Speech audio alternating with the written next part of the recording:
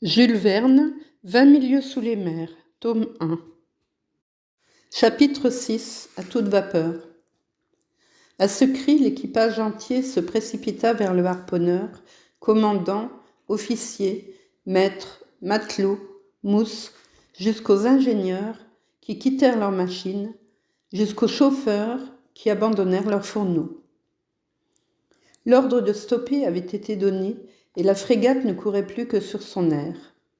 L'obscurité était profonde alors, et quelque bons que fussent les yeux du Canadien, je me demandais comment il avait vu et ce qu'il avait pu voir. Mon cœur battait à se rompre. Mais Ned Land ne s'était pas trompé, et tous nous aperçûmes l'objet qu'il indiquait de la main. À 2 encablures de l'Abraham Lincoln et de sa hanche de tribord, la mer semblait être illuminée par-dessous. Ce n'était point un simple phénomène de phosphorescence, et l'on ne pouvait s'y tromper. Le monstre, immergé à quelques toises de la surface des eaux, projetait cet éclat très intense, mais inexplicable, que mentionnaient les rapports de plusieurs capitaines. Cette magnifique irradiation devait être produite par un agent d'une grande puissance éclairante. La partie lumineuse décrivait sur la mer un immense ovale très allongé, au centre duquel se condensait un foyer ardent, dont l'insoutenable éclat s'éteignait par dégradations successives. « Ce n'est qu'une agglomération de molécules phosphorescentes » s'écria l'un des officiers. « Non, monsieur, répliquai-je avec conviction. Jamais les Folades ou les Salpes ne produisent une si puissante lumière. Cet éclat est de nature essentiellement électrique. D'ailleurs, voyez, il se déplace. Il se meut en avant, en arrière, il s'élance sur nous. » Un cri général s'éleva de la frégate. « Silence, dit le commandant Farragut. La barre au vent, toute, machine en arrière. » Les matelots se précipitèrent à la barre, les ingénieurs à leurs machines. La vapeur fut immédiatement renversée et l'Abraham Lincoln, abattant sur bâbord, décrivit un demi-cercle. « La barre droite, machine en avant » cria le commandant Farragut. Ses ordres furent exécutés et la frégate s'éloigna rapidement du foyer lumineux. Je me trompe, elle voulut s'éloigner, mais le surnaturel animal se rapprocha avec une vitesse double de la sienne. Nous étions haletants. La stupéfaction, bien plus que la crainte, nous tenait muets et immobiles. L'animal nous gagnait en se jouant. Il fit le tour de la frégate, qui filait alors 14 nœuds, et l'enveloppa de ses nappes électriques comme d'une poussière lumineuse. Puis il s'éloigna de 2 ou 3 milles, laissant une traînée phosphorescente comparable au tourbillon de vapeur que jette en arrière la locomotive d'un express. Tout d'un coup, des obscures limites de l'horizon, où il alla prendre son élan, le monstre fonça subitement vers l'Abraham Lincoln avec une effrayante rapidité, s'arrêta brusquement à 20 pieds de ses précintes, s'éteignit, non pas en s'abîmant sous les eaux, puisque son éclat ne subit aucune dégradation, mais soudainement, et comme si la source de son brillant effluve se fût subitement tarie. Puis il reparut de l'autre côté du navire, soit qu'il l'eût tourné, soit qu'il eût glissé sous sa coque.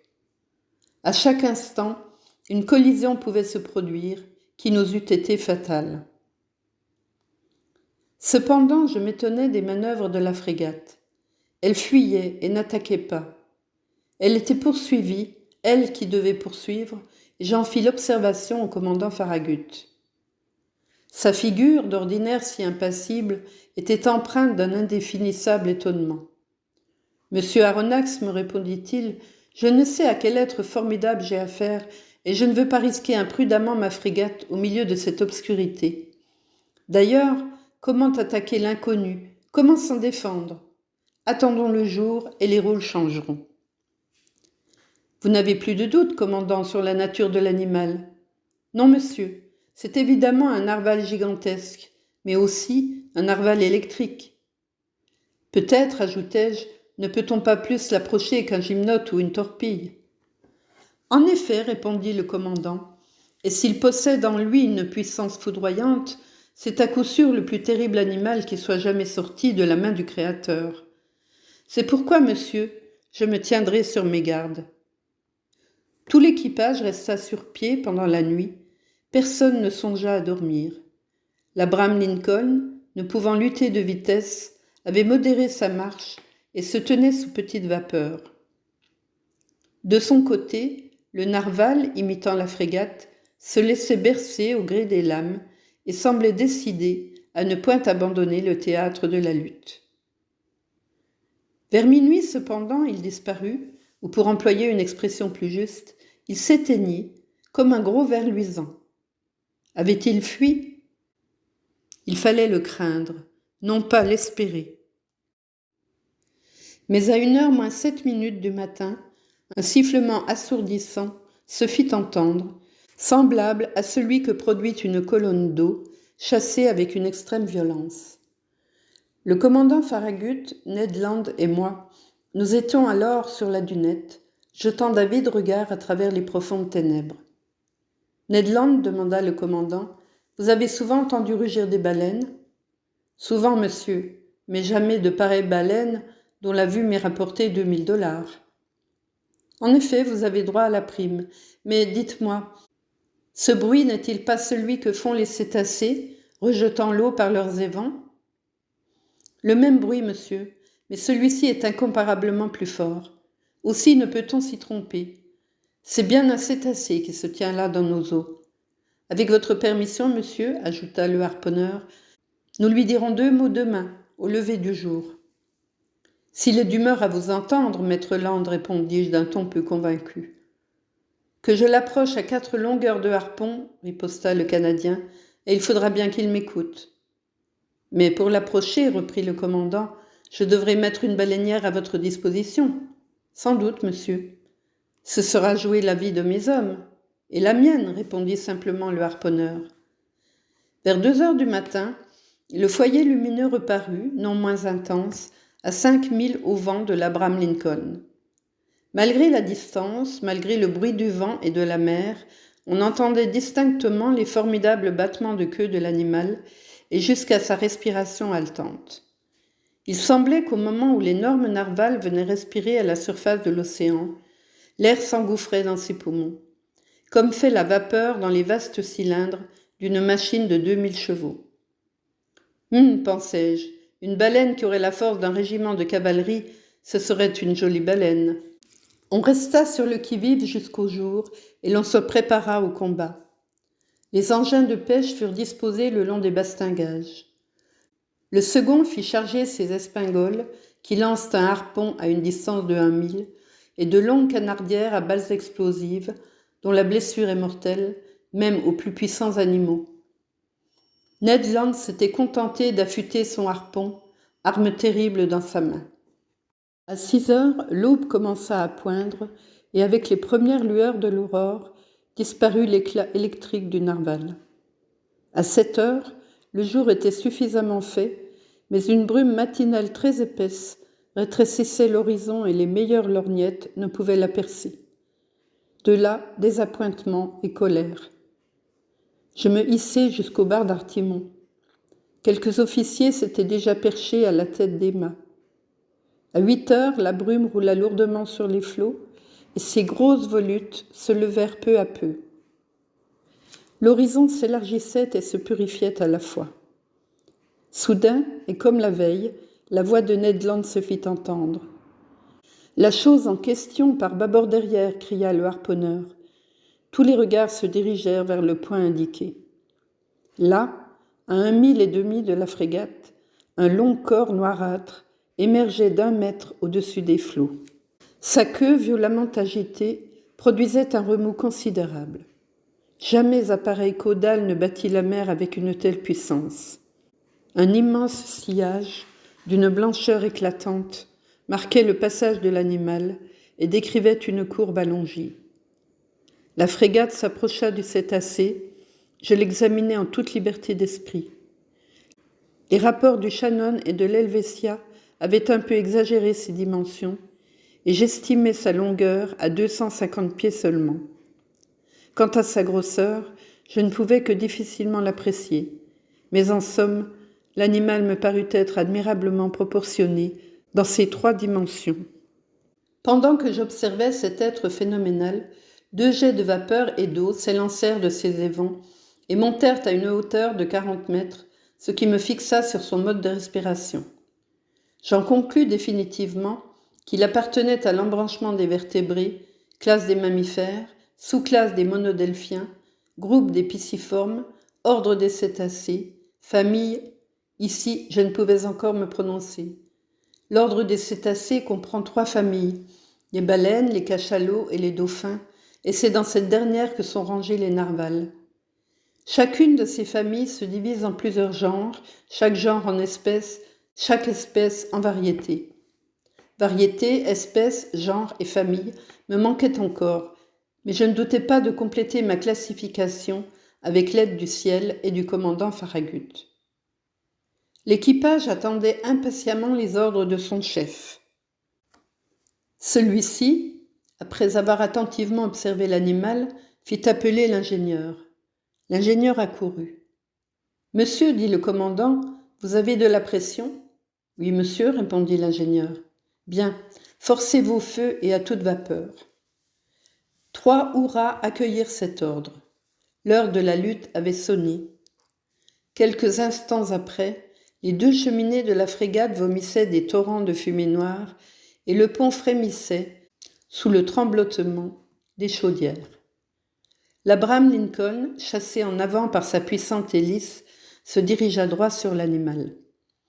Celui-ci le laissa indifféremment s'approcher à une demi-encablure. Puis, dédaignant de plonger, il prit une petite allure de fuite et se contenta de maintenir sa distance. Cette poursuite se prolongea pendant 3/4 d'heure environ, sans que la frégate gagnât 2 toises sur le cétacé. Il était donc évident qu'à marcher ainsi, on ne l'atteindrait jamais.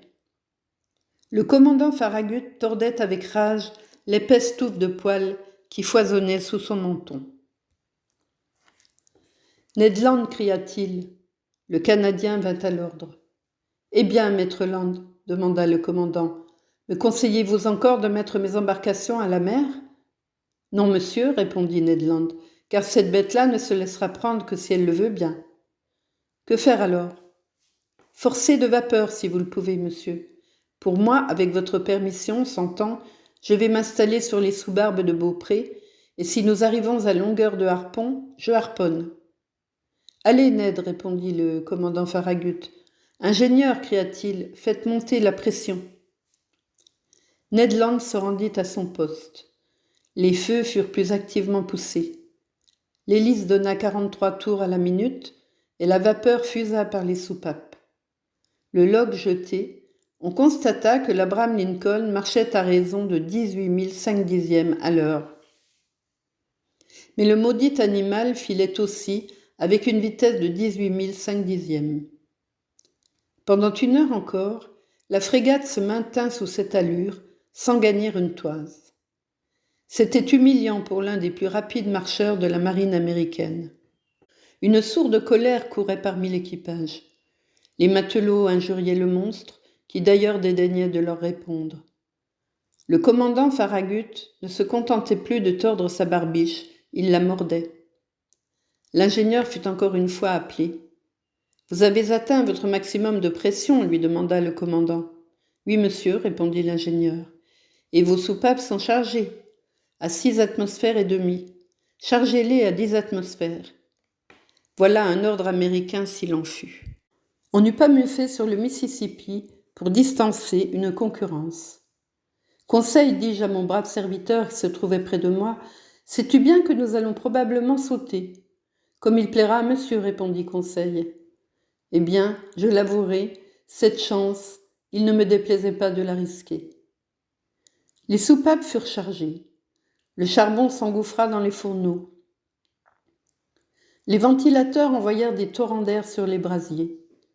La rapidité de l'Abraham Lincoln s'accrut. Ses mâts tremblaient jusque dans leurs empentures et les tourbillons de fumée pouvaient à peine trouver passage par les cheminées trop étroites. On jeta le loch une seconde fois. Eh bien, timonier, demanda le commandant Farragut. 19 000 3/10, monsieur. Forcez les feux. L'ingénieur obéit. Le manomètre marqua 10 atmosphères. Mais le cétacé chauffa lui aussi sans doute, car sans se gêner, il fila ses 19 000 et 3/10. Quelle poursuite! Non, je ne puis décrire l'émotion qui faisait vibrer tout mon être. Ned Land se tenait à son poste, le harpon à la main. Plusieurs fois l'animal se laissa approcher. Nous le gagnons, s'écriait le Canadien. Puis au moment où il se disposait à frapper, le cétacé se dérobait avec une rapidité que je ne puis estimer à moins de 30 000 à l'heure. Et même pendant notre maximum de vitesse, ne se permit-il pas de narguer la frégate en faisant le tour. Un cri de fureur s'échappa de toutes les poitrines. À midi, nous n'étions pas plus avancés qu'à 8 heures du matin. Le commandant Farragut se décida alors à employer des moyens plus directs. « Ah, dit-il, cet animal-là va plus vite que l'Abraham Lincoln. Eh bien, nous allons voir s'il distancera ses boulets coniques.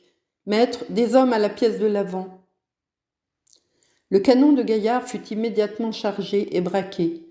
Le coup partit, mais le boulet passa à quelques pieds au-dessus du cétacé qui se tenait à un demi-mille. « À un autre plus adroit, cria le commandant. Et 500 $ à qui percera cette infernale bête. Un vieux canonnier à barbe grise que je vois encore, l'œil calme, la physionomie froide, s'approcha de sa pièce, la mit en position et visa longtemps. Une forte détonation éclata, à laquelle se mêlèrent les hurrahs de l'équipage. Le boulet atteignit son but. Il frappa l'animal, mais non pas normalement, et glissant sur sa surface arrondie, il alla se perdre à 2000 en mer. « Ah ça, dit le vieux canonnier, rageant, ce gueux-là est donc blindé avec des plaques de 6 pouces. »« Malédiction !» s'écria le commandant Farragut. La chasse recommença, et le commandant Farragut, se penchant vers moi, me dit « Je poursuivrai l'animal jusqu'à ce que ma frégate éclate. »« Oui, répondis-je, et vous aurez raison. » On pouvait espérer que l'animal s'épuiserait et qu'il ne serait pas indifférent à la fatigue comme une machine à vapeur. Mais il n'en fut rien. Les heures s'écoulèrent sans qu'il donnât aucun signe d'épuisement. Cependant, il faut dire à la louange de l'Abraham Lincoln qu'il lutta avec une infatigable ténacité. Je n'estime pas à moins de 500 kilomètres la distance qu'il parcourut pendant cette malencontreuse journée du 6 novembre. Mais la nuit vint et enveloppa de ses ombres le houleux océan. En ce moment, je crus que notre expédition était terminée et que nous ne reverrions plus jamais le fantastique animal. Je me trompais. À 10h50 du soir, la clarté électrique réapparut à 3000 au vent de la frégate, aussi pure, aussi intense que pendant la nuit dernière. Le narwal semblait immobile. Peut-être, fatigué de sa journée, dormait-il, se laissant aller à l'ondulation des lames. Il y avait là une chance dont le commandant Farragut résolut de profiter. Il donna ses ordres. L'Abraham Lincoln fut tenu sous petite vapeur et s'avança prudemment pour ne pas éveiller son adversaire. Il n'est pas rare de rencontrer en plein océan des baleines profondément endormies que l'on attaque alors avec succès. Et Ned Land en avait harponné plus d'une pendant son sommeil. Le Canadien alla reprendre son poste dans les sous-barbes du Beaupré. La frégate s'approcha sans bruit, stoppa à 2 encablures de l'animal et courut sur son air. On ne respirait plus à bord. Un silence profond régnait sur le pont. Nous n'étions pas à 100 pieds du foyer ardent, dont l'éclat grandissait et éblouissait nos yeux. En ce moment, penché sur la lisse du gaillard d'avant, je voyais au-dessous de moi Ned Land, accroché d'une main à la martingale, de l'autre brandissant son terrible harpon. 20 pieds à peine le séparaient de l'animal immobile. Tout d'un coup, son bras se détendit violemment et le harpon fut lancé. J'entendis le choc sonore de l'arme qui semblait avoir heurté un corps dur.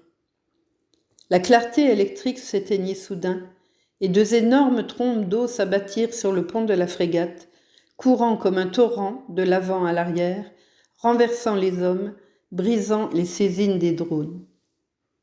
Un choc effroyable se produisit, et lancé par-dessus la lisse, sans avoir le temps de me retenir, je fus précipité à la mer.